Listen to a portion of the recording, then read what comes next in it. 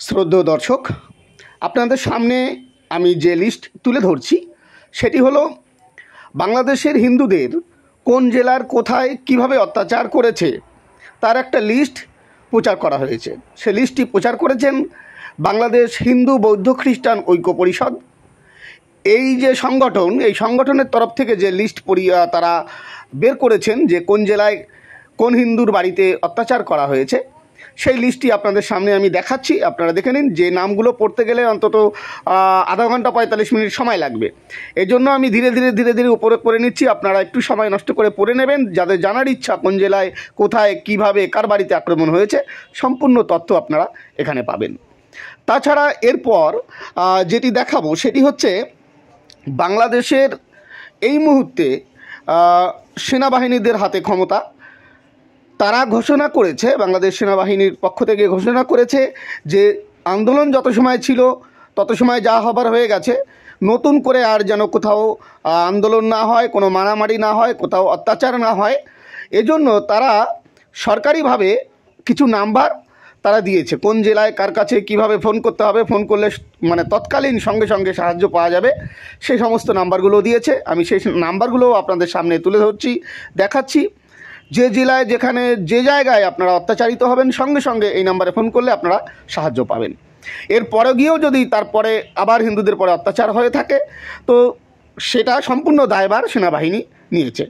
তো দেখুন, এই হচ্ছে সেই নাম্বারগুলো, যে নাম্বারগুলো প্রতিটি জেলার জন্য আলাদা আলাদাভাবে দেওয়া হয়েছে। এক এক বিভাগে এক এক জেলায় এক এক রকম নাম্বার এখানে দিয়েছেন। অনেক জায়গায় একই নাম্বার আছে। দেখুন, কিছু নাম্বার আপনারা নিয়ে রাখবেন, যার কাছাকাছি এরকম প্রয়োজন পড়বে সে এই লিস্টগুলো নিয়ে শো করতে পারবেন। শ্রদ্ধেয় দর্শক, আপনারা জানেন বাংলাদেশের পুলিশ এই মুহূর্তে নিষ্ক্রিয়। তাদের কোনো ভূমিকা নেই বাংলাদেশে এই মুহূর্তে। বাংলাদেশ পুলিশ বাহিনী সম্পূর্ণভাবে বিফল হয়েছে এবং তারা কোনো কাজের মধ্যেই নেই, কারণ পুলিশের পরে বেশি আক্রমণ করেছে যারা আক্রমণকারীরা। এই জন্য পুলিশের বাহিনী পুরো ছত্রভঙ্গ হয়ে গেছে। বাংলাদেশের পুলিশ এখন কোনো কাজ করছে না। এই জন্য সেনাবাহিনীর উপরে প্রেশার পড়ছে বেশি। বাংলাদেশ সেনা প্রধান তিনি সরাসরি লাইভে এসে দেশের অবস্থা কেমন এবং কিভাবে এই দেশের অবস্থাকে সামলানো যায় সে বিষয়ে তিনি কি বললেন, তার 10 মিনিটের একটি লাইভ সাক্ষাৎকার আপনাদের সামনে আমি তুলে ধরছি, দেখুন। তারপরে আবার আমি কিছু নাম্বার দেব, যে যারা বিপদে পড়বে তারা তৎকালীন সময় কোথায় যোগাযোগ করবে। কম সময়ের মধ্যে আপনারা এসেছেন, ভাবলাম যে কী পরিস্থিতি হচ্ছে, কি হচ্ছে, এই ব্যাপারগুলো নিয়ে আপনাদের সাথে আবার একটু কথা বলি। কিছুক্ষণ আগে আমি আমার কমান্ডারদের সাথে, জিওসিদের সাথে কথা বলেছি। পরিস্থিতি এখন অনেক উন্নতি হচ্ছে। আস্তে আস্তে ধীরে ধীরে আমার ধারণা যে 3-4 দিনের মধ্যে পরিস্থিতি স্বাভাবিক পর্যায়ে চলে আসবে। তবে যারা এই সমস্ত অপরাধ করেছে তাদেরকে আমরা ছাড় দিব না। অবশ্যই তাদেরকে তাদের বিরুদ্ধে আইনানুগ ব্যবস্থা গ্রহণ করা হবে। আপনারা দেখতে পাচ্ছেন আমার সাথে 2 নেভি চিফ এবং এয়ার চিফ আছেন, আমরা একসাথে কাজ করছি।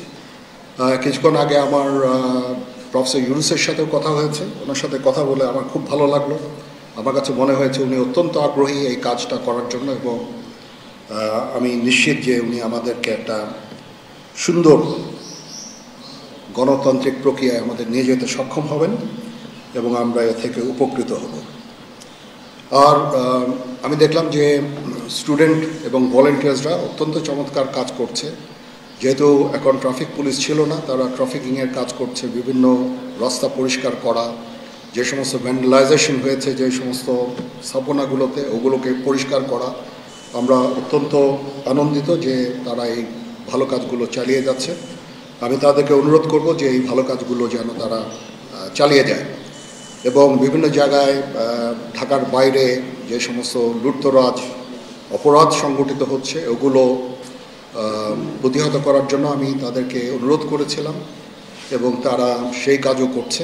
এবং আমি নিশ্চিত যে আমরা সবাই মিলে একটা সুন্দর আবার স্বাভাবিক পরিস্থিতিতে আমরা ফেরত চলে আসতে পারব। আপনারা জানেন যে আমরা কেয়ারটেকার গভর্নমেন্টের প্রধান ডক্টর ইউনুসকে আমরা নির্বাচন করেছি অনেক আলোচনা করে। আমরা নিজেদের মধ্যে অনেক আলোচনা করেছি এবং সমস্ত রাজনৈতিক নেতৃবৃন্দের সাথে, স্টুডেন্ট কোঅর্ডিনেটরদের সাথে আলোচনা করেছি, আমার সাথে নেভি চিফ এবং এয়ার চিফ ওনারাও ছিলেন, এবং মহামান্য রাষ্ট্রপতির সাথে আমরা আলোচনা করেছি, এবং আলোচনা করে আমরা সর্বসম্মতভাবে সম্মত হয়েছি এবং ওনার কাছে প্রস্তাব দিয়েছি চিফ অ্যাডভাইজার ডক্টর ইউনুসকে করার জন্য, এবং উনি এখন আমাদের চিফ অ্যাডভাইজার। কালকে আসবেন, কালকে হয়তো দুপুরে উনি এসে পৌঁছাবেন, আমি ওনাকে রিসিভ করতে যাব। আমরা ওনাকে সর্বতোভাবে সহায়তা করব।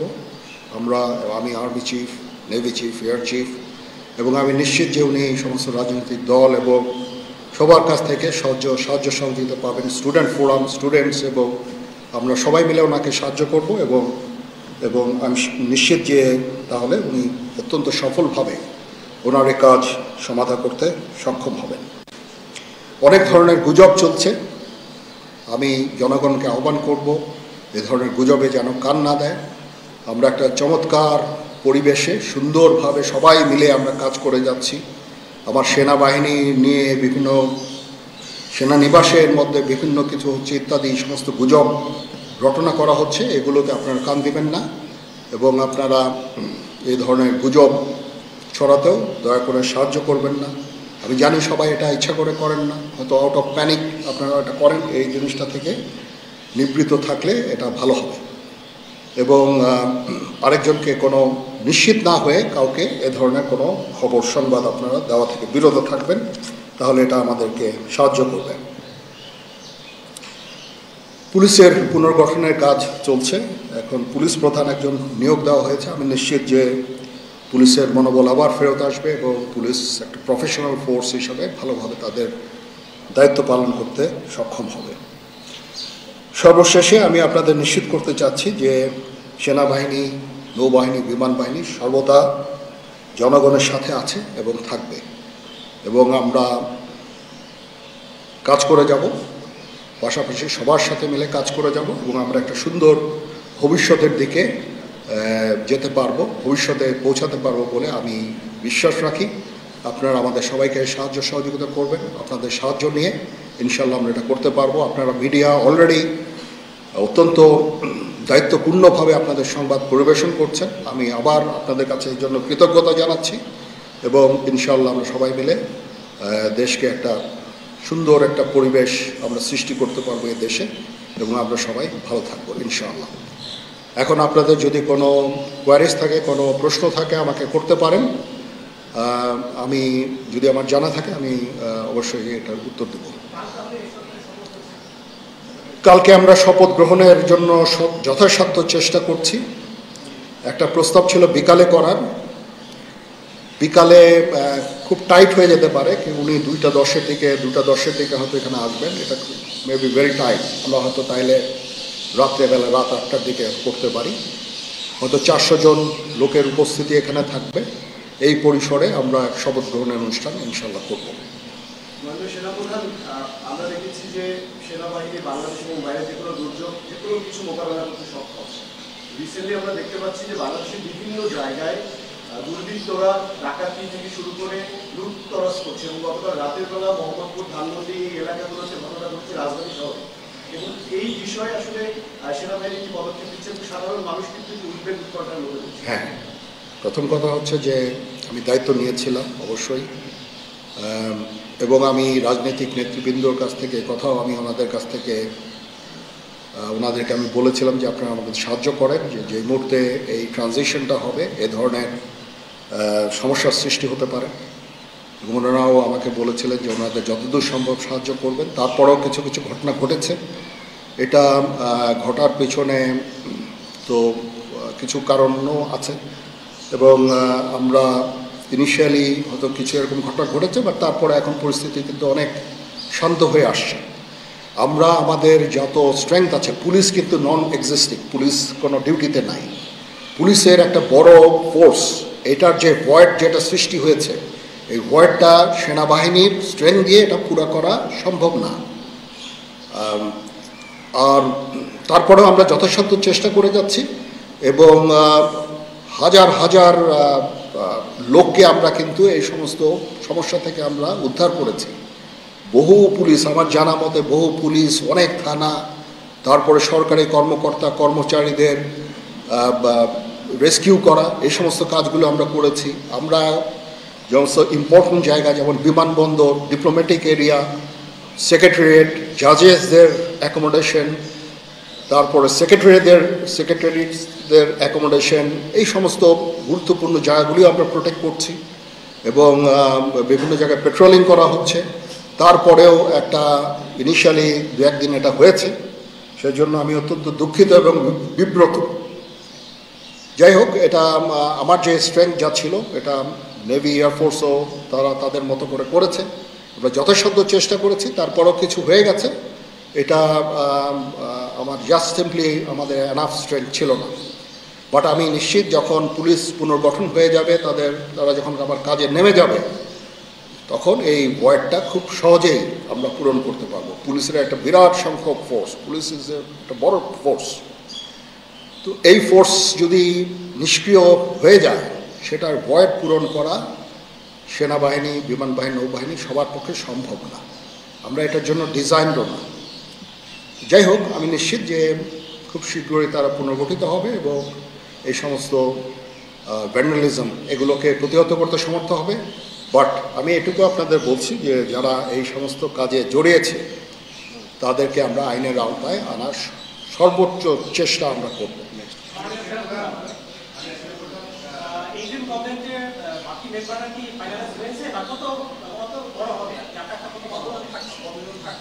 আমার ধারণা আপাতত 15 জন হতে পারে, তারপরেও দু একজন আপ অ্যান্ড ডাউন এটা করতে পারে, এরকম একটা সংখ্যক এবং মোটামুটি একটা দাঁড়িয়ে যাচ্ছে।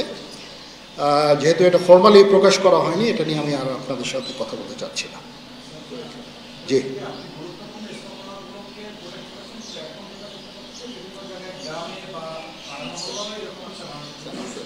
হ্যাঁ হচ্ছে, বাট সংখ্যা অনেক কমে এসেছে। একদিন দুই দিন, প্রথম 1-2 দিনে যেটা হয়েছে সংখ্যা অনেক কমে এসেছে। আমরা আনসার ভিডিপিকেও কাজে লাগিয়েছি এবং আমি তো বললাম যে ছাত্ররা আমাদের সাহায্য করছে বিভিন্ন গ্রামে গঞ্জে। তারা এই কাজগুলো মাধ্যমে, তাদের উপস্থিতির মাধ্যমে আমাদের সাহায্য করছে এবং বিএনসিসিকেও আমরা এটা করতে আমরা হয়তো এমপ্লয় করবো এই কাজে। আমি আমার যত ফোর্স আছে মিলিটারি সব অল ডিপ্লয়েড এবং তারা তাদের সাধ্যমতো এই কাজে নিয়োজিত।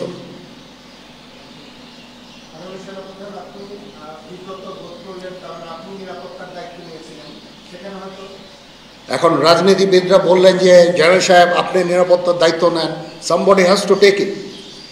তো আমি আর তো কেউ নেওয়ার নাই, আমি নিয়েছি এবং যদি কোনো ব্যর্থতা থাকে সে দায়িত্ব আমার। আমি আমার সাধ্যমতো চেষ্টা করেছি এবং খুব কম সময়ের মধ্যে একটা স্বাভাবিক পরিস্থিতি ফেরত আসছে। বাট আমাদের আরও অনেক কাজ করতে হবে। ইনশাল্লাহ আমাকে একটু সময় দেন, আমরা এই নর্মালসিতে নিয়ে চলে আসবো ইনশাল্লাহ। ওকে, সবাই ভালো থাকেন, সুস্থ থাকেন, আল্লাহ হাফিজ। শ্রদ্ধেয় দর্শক, বাংলাদেশ সেনা প্রধানের দেওয়া সাংবাদিকদের সামনে সাক্ষাৎকারটি আপনারা দেখলেন। এ থেকে স্পষ্ট বোঝা যাচ্ছে বাংলাদেশের পরিস্থিতি সেনাবাহিনী হাতে নিয়েছে, তারা কন্ট্রোল করার চেষ্টা করছে যতটা সম্ভব, কারণ পুলিশ সম্পূর্ণভাবে নিষ্ক্রিয়। এই জন্য তারা বিভিন্ন নাম্বার দিয়েছে যোগাযোগ করার জন্য, কোথাও বিপদ হলে যেন নাম্বার তাদের ফোন করা হয়। এরপর আমি আপনাদের আরেকটা জিনিস নাম্বার দিচ্ছি, ভারতীয় কিছু টিভি চ্যানেলের নাম্বার, হোয়াটসঅ্যাপ নাম্বার, যে নাম্বারগুলোতে যদি কোথাও কোনো অপ্রীতিকর ঘটনা ঘটে, মিলিটারিদের, পুলিশদের ফোন করার পরে আপনারা সাহায্য পাচ্ছেন না, তাহলে সেই ভিডিও ফুটেজ আপনারা এই ভারতীয় টিভি চ্যানেলগুলোতে যদি পাঠান, তারা সরাসরি আপনাদের নিউজটি দেখাবে এবং ভারত সরকারের কাছে সে বার্তাটি পৌঁছে দেওয়ার চেষ্টা করবে। শ্রদ্ধেয় দর্শক, আজ ভিডিওটি সম্পূর্ণ এক তথ্যবহুল ভিডিও। এখানে আশা করব এই ভিডিও থেকে অনেক মানুষের উপকার সাধিত হবে। যারা যারা এই ভিডিওটি দেখছেন, যদি মনে করেন ভিডিওটি সকলের দেখা উচিত, তাহলে ভিডিওটি বেশি বেশি শেয়ার করবেন। তার সাথে বলবো যে আপনারা যেখানে থাকুন সকলে একে অপরের পাশে থাকবেন, একে অপরকে সৌভ্রাতৃত্ববোধে একে অপরের পাশে নিয়ে চলার চেষ্টা করবেন। কারণ ধর্ম যে যার ব্যক্তিগত, দেশ সকলের, তাই সকলে দেশের ভাইব অনুযায়ী একে অপরের পাশে থাকবেন।